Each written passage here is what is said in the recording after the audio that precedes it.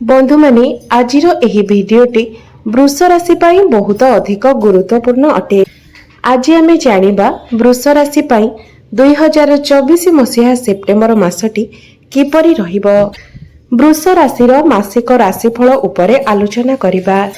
वृष राशिर व्यक्ति विशेष मानक पाई एही सेप्टेम्बर मासटी किपरि रहिबो संपूर्ण भाबरे आमे सेही विषय रे आलोचना करिबा। वृष राशिर व्यक्ति विशेष मानकर स्वास्थ्य, शिक्षा, प्रेम, वैवाहिक जीवन, भाग्य, क्यारियर एवं व्यापार वाणिज्यर स्थिति किपरि रहिबो एही सेप्टेम्बर 2024 रे से विषय रे विस्तार रूप रे आलोचना करिबा। नवग्रहंकर स्थिति मध्य देखिबा। नवग्रह केउ प्रकारर फल देबारे सक्षम हेबे। शेषरे अशुभत्व प्रदान करुथिबा ग्रह मानक पाई विशेष प्रतिकार विषय मध्य जानिबा। सेथिपाई भिडियोटी को स्किप न करी शेष पर्यंत निश्चय देखंतु। तेबे आसंतु आरंभ करिबा एही कार्यक्रमटी को जहाकी जन्म राशि एवं चंद्र राशि उपरे आधारित अटे। सेप्टेम्बर मास आरंभ रे वृष राशि रे नवग्रहंकर स्थिति विषय सर्वप्रथम जानिबा। एहा पूर्वरु जदि आपणकर वृष राशि होइथाय तबे भिडियोटी को लाइक करी चैनल टी को सब्सक्राइब करि देबे एवं कमेंट बॉक्स रे जय श्री जगन्नाथ निश्चय लिखिबे। तो बंधु माने वृष राशि रे प्रथम भावरे अछंती गुरु, द्वितीय भावरे अछंती मंगल, चतुर्थ भावरे अछंती सूर्य एवं बुध, पंचम भावरे अछंती शुक्रंक सहित केतु, दशम भावरे अछंती शनि एवं आपणकर एकादश भावरे अछंती राहु। तेबे सर्वप्रथम आसंतु जानि नेबा एही सेप्टेम्बर मासरे आपणकर स्वास्थ्य किपरि रहिबो। बंधु माने कुंडलीर प्रथम भावटी होइथाय आपणकर स्वास्थ्यर भाव, आपणकर इम्युनिटी सिस्टम रो भाव। आपणकर प्रथम भावर स्वामी हेउछंती शुक्र एवं शुक्र आपणकर पंचम भावरे विराजमान अछंती। मात्र पंचम भावरे शुक्र नीच स्थिति रे अछंती एवं 18 सेप्टेम्बर को शुक्र आपणकर षष्ठ भाव को चलन करिवे। तो एही मासरे आपणकर स्वास्थ्य भल रहिबो कारण प्रथमे शुक्र त्रिकोण रे अछंती एवं एहा परे शुक्र निजर स्वगृह को चलन करिवे एवं शनिकर स्थिति मध्य भल रहिछि, बुधंकर स्थिति मध्य भल रहिछि, मंगल मध्य आपणकर द्वितीय भावरे अछंती एवं राहु मध्य एकादश भावरे अछंती। तो स्वास्थ्य जनित कौनसी भी समस्या एठारे देखा जाउ नाही। मात्र आपणकर अष्टम भावर अधिपति देवगुरु बृहस्पति आपणकर लग्न रे विराजमान अछंती। तो सेथिपाई आपण निजर खाद्य पेय उपरे ध्यान दियंतु एवं निजर डाइजेस्टिव सिस्टम उपरे मध्य ध्यान दियंतु। एहा व्यतीत आपणकर किछि डेंटल इश्यू मध्य देखा देई पारे। केवल मात्र एतिकी जिनिस प्रति आपणकर ध्यान देबार अछि। एहा व्यतीत एही मासरे आपणकर कोनोसी भी स्वास्थ्य जनित समस्या देखा जाउ नाही। एबे आसंतु जानिबा आपणकर शिक्षा क्षेत्र किपरि रहिबो एही सेप्टेम्बर 2024 रे विद्यार्थी मानक पई किपरि रहिबो एही सेप्टेम्बर मासटी। तो बंधु माने कुंडलीर पंचम भावटी होइथाय आपणकर शिक्षार भाव एवं आपणकर पंचम भावर अधिपति हेउछंती बुध।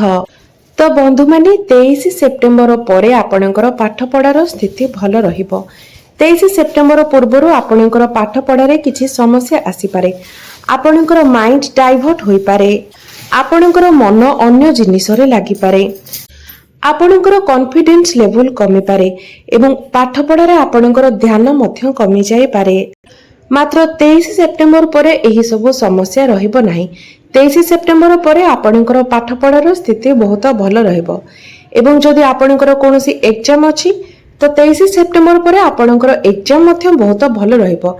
सेथिरे मध्य आपणको शुभ फल प्राप्ति हेबो एवं जदि आपण किछि एडमिशन नेबा पई चाहुछंती से विषय रे भाबुछंती तो 23 सेप्टेम्बर परे आपणको पई समय भल रहिबो। एबे आसंतु जानिबा आपणकर प्रेम जीवन किपरि रहिबो एही सेप्टेम्बर 2024 रे।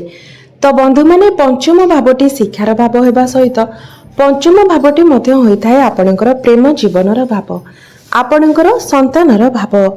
बंधु माने शुक्रंक सहित केतु विराजमान अछंती एवं बुध निजर स्वगृह रे प्रवेश करिवे एवं शुक्र मध्य आपणकर पंचम भावरे विराजमान अछंती। तो आपणकर जो फिलिंग्स रही आपणक भितर जो अंडरस्टैंडिंग रही ताहा बहुत भल रहिबो कारण आपणकर राशि स्वामी शुक्र निजे ही पंचम स्थान रे अछंती अर्थात एही मासटी आपणकर प्रेम जीवन को नहीं बहुत भल रहिबो। एमिति कि पूर्वरु जदि आपणकर प्रेम जीवन रे कोनोसी समस्या रहितला तेबे सेही समस्यार समाधान मध्य होइजिबो। आपणकर प्रेम जीवन एही मासरे बहुत भल रहिबो कारण बुध मध्य आपणकर पंचम भावरे विराजमान अछंती। आपणकर कम्युनिकेशन स्किल आपणकर कथा कहिबार शैली आपणकर प्रेम जीवन रे बहुत भल रहिबो। एबे आसंतु जानिबा आपणकर वैवाहिक जीवन किपरि रहिबो एही सेप्टेम्बर 2024 रे। तो बंधु माने कुंडलीर सप्तम भावटी होइथाय आपणकर वैवाहिक जीवनर भाव आपणक जीवन साथीर भाव एवं आपणकर सप्तम भावर अधिपति मंगल आपणकर द्वितीय भावरे विराजमान अछंती। तो बंधु माने सप्तम भावर अधिपति जेतेबेले आपणकर द्वितीय भावरे विराजमान थांती सेतेबेले आपणकर लाइफ पार्टनरकर क्यारियर रे ग्रोथ होइथाय एवं एही मासरे आपणकर वैवाहिक जीवन मध्य बहुत भल रहिबो। आपणकर वैवाहिक जीवन एही मासरे बहुत भल रहिछि कारण बुध आपणकर सप्तम भाव को देखुछंती शनि मध्य आपणकर सप्तम भाव को देखुछंती। मात्र आपण टिके ध्यान देबे जे आपणकर वैवाहिक जीवन भल रहिले मध्य मझिरे मझिरे आपणक मध्यरे टिके मिस अंडरस्टैंडिंग देखा दे पारे कारण आपणकर सप्तम भाव उपरे राहुंकर दृष्टि मध्य रहुछि जहा फଳରେ आपणक मध्यरे टिके मिस अंडरस्टैंडिंग होई पारे छोट छोट कथा को नेकी आर्गुमेंट होई पारे। एहा व्यतीत आपणकर वैवाहिक जीवन रे अन्य कोनोसी समस्या देखा जाउ नाही। एबे आसंतु जानिबा सबुठारु महत्वपूर्ण विषय आपणकर भाग्य क्यारियर एवं व्यापार वाणिज्यर स्थिति किपरि रहिबो एही सेप्टेम्बर 2024 रे। तो बंधु माने कुंडलीर नवम भावटी होइथाय आपणकर भाग्यर भाव एवं दशम भावटी होइथाय आपणकर क्यारियर भाव। तो आपणकर भाग्य भावर स्वामी हेउछंती शनि एवं आपणकर क्यारियर भावर स्वामी मध्य हेउछंती शनि।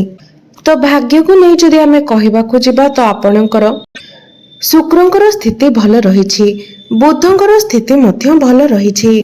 तो एही मासरे आपणकर भाग्य बहुत भल रहिबो।